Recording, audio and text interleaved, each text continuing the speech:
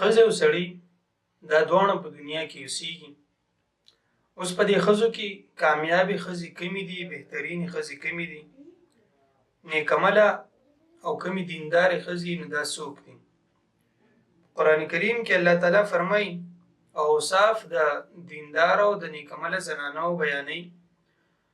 الله تعالی فرمایي مسلمات مؤمنات قانتات تائبات عابدات سائحات. دا صفات د کامل مؤمن چې کومه زنانه ده او کومه دینداره زنانه ده، د هغې اوصاف یې ذکر کړي. په دې کې د ټولو نه اول مسلمات یې ذکر کړي دي.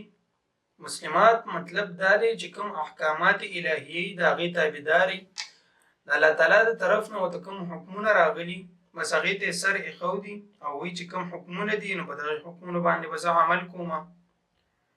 دارنګې دویم مؤمنات دي. دویم صفت یې هغه والا مؤمنات ذکر کړم.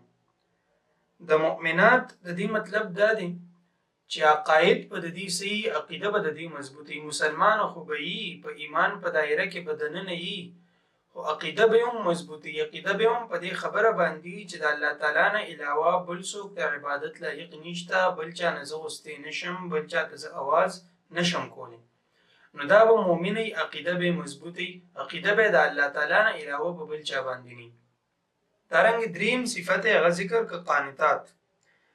قانتات د دې خو ډېر مطلبونه علماء کرامو ذکر کړي دي، خو یو مطلب هغې دا هم ذکر کړی دی مفسرینو چې د قانتات مطلب دا دی چې دا به د خپل خاوند تابعداري، خپل خاوند ورته کومه خبره کوي بس دا به ورته وایي چې صحیح ده، دا کار درله کوم، او د خپل خاوند نافرمانه بني د هغې به فرمان برداري. دا صفت یې هغه د دینداره او د چې کومه نیکعمله ښځه ده د هغې صفت یې ذکر کړم. دارنګې بل صفت هغه تائبات دی. اول خو به دا کوشش کوي چې زما نه د ګناه کار ونه شي.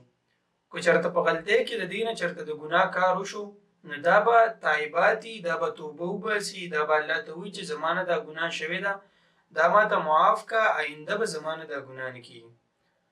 ځکه ورپسې چې بل کوم صفت ذکر کړو نو هغه عابدات دي. یعنې د دې نه کوم ګناهونه شوي، کومې غلطۍ ترې شوي، د هغې به توبه وباسي، بیا به هم د هغې باوجود به وروسته راځي د الله تعالی عبادات به کوي چې الله زما نه راضي شي، زما نه چېرته خفه نه وي. ځکه چې زما نه که چېرته خفه وي نو زه به بیا نور ګناهونو کې اخته شم او الله تعالی به ما خپل طرف ته نه راغواړي. نو بل صفت یې ولا عابدات ذکر کړو. بل صفت هغه سائحات دی.